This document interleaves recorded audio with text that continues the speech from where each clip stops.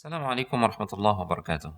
Alhamdulillahirabbil alamin wassalatu wassalamu ala nabiyil karim wa ala alihi wa sahbihi ajma'in amma ba'du. Ikhwati fillah rahimanillah wa iyyakum jami'an.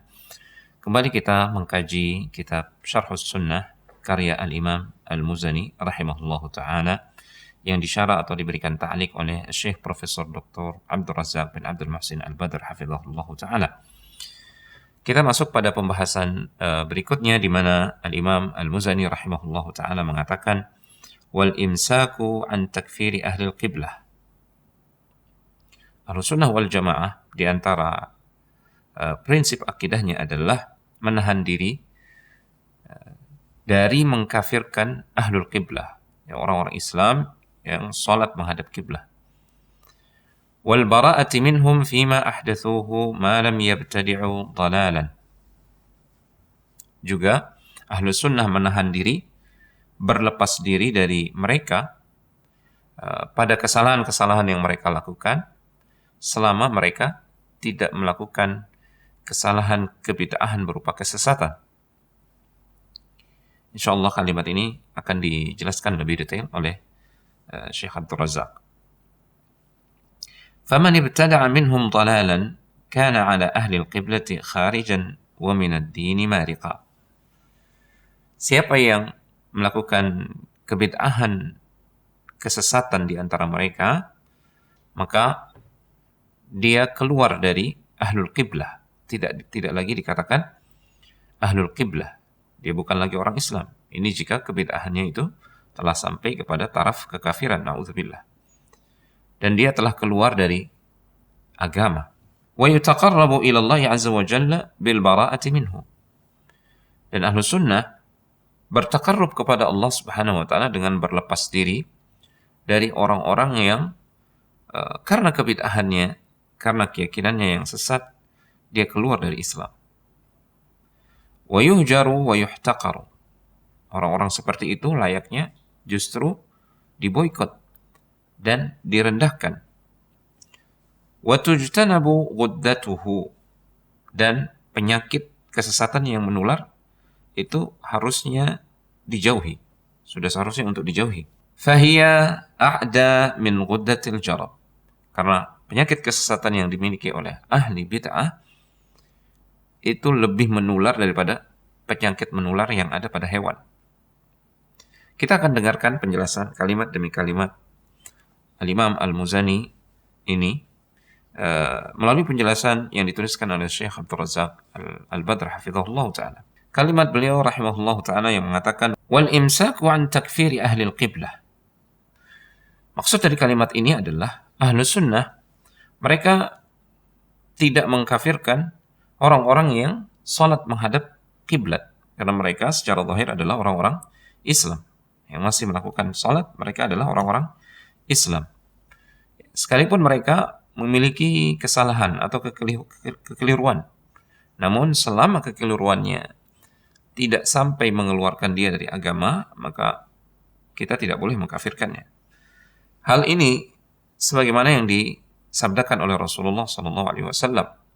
Man shalla salatana wastaqbala qiblatana. Siapa yang salat sebagaimana kami salat dan dia menghadap kiblat kami. Wa akala dhabihatana, dan dia makan sesembelihan kami. Fadzalikal muslim, maka dia adalah seorang muslim. Alladzi lahu dhimmatullahi wa dhimmatu rasulih.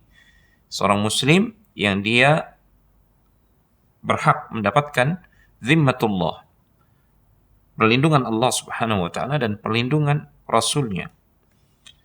Artinya jika dia seorang muslim maka tidak boleh ditumpahkan darahnya, tidak boleh dirampas hartanya. Fala tughfirullaha fi dhimmatih. Maka janganlah kalian mengkhianati Allah Subhanahu wa taala, ya, terkait perlindungan Allah Subhanahu wa taala. Jangan kalian mengkafirkan seorang muslim kemudian kalian tumpahkan darahnya, kalian ambil hartanya tanpa hak. Padahal Allah Subhanahu wa taala telah memberikan perlindungan kepadanya sebagai seorang muslim, ya. Jiwa dan hartanya haram untuk dirampas. Hadis ini sahih diriwayatkan oleh Imam Al-Bukhari. Inilah akidah Ahlus Sunnah wal Jamaah. Ya, seorang yang salat menghadap kiblat, maka kita menghukumi dia seorang muslim, tidak boleh kita kafirkan selama dia tidak melakukan dosa-dosa yang mewajibkan pelakunya keluar dari Islam. Tidak sebagaimana keyakinan kaum Khawarij dan Mu'tazilah yang mana mereka itu begitu cepat sekali atau tergesa-gesa dalam mengkafirkan setiap orang yang katakanlah melakukan dosa besar atau menyelisihi prinsip-prinsip mereka, ya, pemikiran mereka. Karena kita tahu Khawarij dan Mu'tazilah, setiap orang yang menyelisihi mereka itu mereka kafirkan. Kemudian ucapan beliau rahimahullah ta'ala wal bara'ati minhum fima ahdathuhu. Maksudnya kita juga wajib menahan diri untuk tidak berlepas diri atau tidak memboikot seorang muslim yang terjatuh di dalam kesalahan misalkan. Selama kesalahannya itu sekali lagi tidak menyebabkan kekafiran atau bukan termasuk kebid'ahan yang kebid'ahan tersebut menurut para ulama berhak untuk diboikot termasuk pelakunya. Kenapa? Karena sebagaimana yang diucapkan oleh Imam Az-Zahabi rahimahullah ta'ala, "Lau annana kullama akhta'a imamun mujtahidun fi mas'alatin khata'an maghfuran lah." Karena kita kalau setiap imam ahli ijtihad, setiap ulama itu kita berlepas diri darinya, kita boikot gara-gara dia misalkan melakukan satu kesalahan yang kesalahan itu terampuni,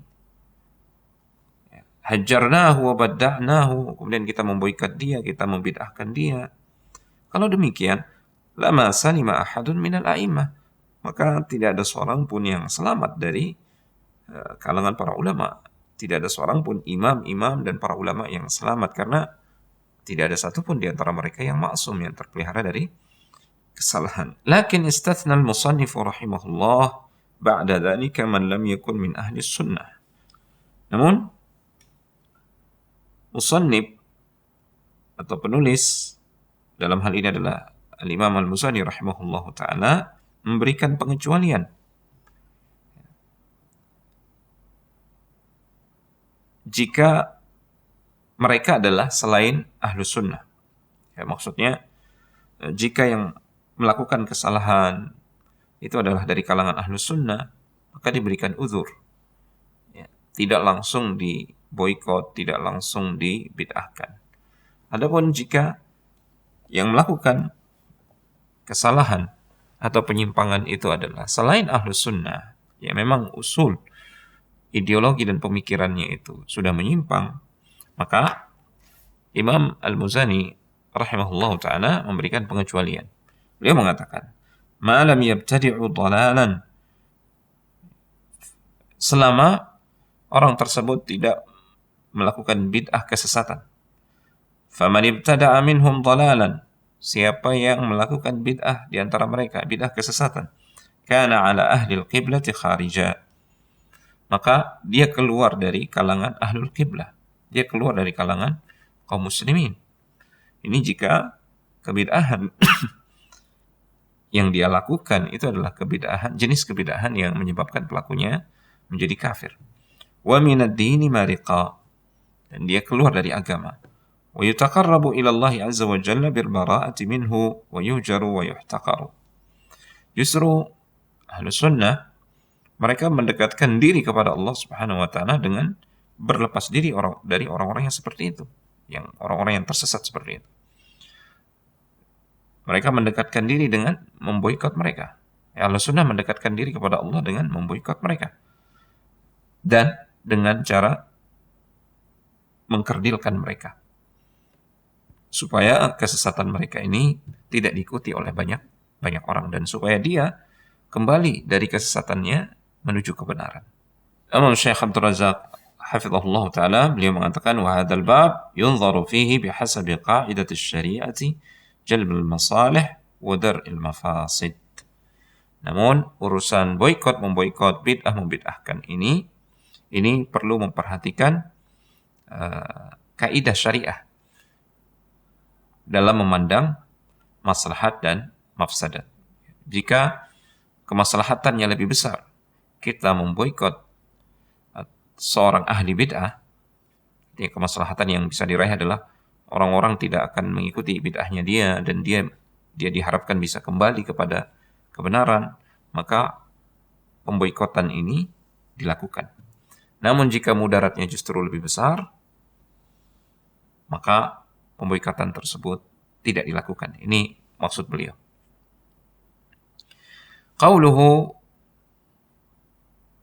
wa tujtanabu ghuddatuhu. Penyakit ahli bid'ah ini wajib untuk dijauhi. Karena penyakit ahli bid'ah ini menular. Fahiya a'da min ghuddatil jarab. Penyakit syubhat ahlul bid'ah itu lebih menular bahkan daripada penyakit menular yang ada pada hewan. Na'udzubillah. Intinya di sini beliau rahimahullah ta'ala menjelaskan kepada kita bahwasanya kesesatan pemikiran dan ideologi serta amaliyah ahlul bid'ah itu sangat berbahaya. Bisa merusak hati. Bisa menjadikan seseorang itu kehilangan iman dari hatinya. Gara-gara ideologi atau etikot-etikot yang menyimpang. Tentang Allah, tentang Rasulnya, tentang hal-hal yang wajib kita imani dengan benar berdasarkan Al-Quran dan As-Sunnah, berdasarkan pemahaman yang benar, yaitu pemahaman para sahabat radhiyallahu ta'ala anhum ajma'in. Nah, bid'ah pemikiran dan ideologi ini gampang sekali menyebar dan mudah sekali untuk diyakini oleh orang-orang awam. Itulah sebabnya Syekh di sini mengatakan penyakit kesesatan ahlul bid'ah itu adalah penyakit yang jauh lebih menular, bahkan jauh lebih berbahaya daripada penyakit menular yang ada di hewan. Penyakit menular secara fisik itu mungkin akan merusak fisik semata.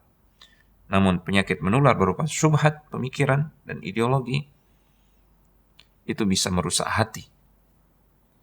Seseorang masih bisa selamat di akhirat jika badannya rusak, namun hatinya selamat.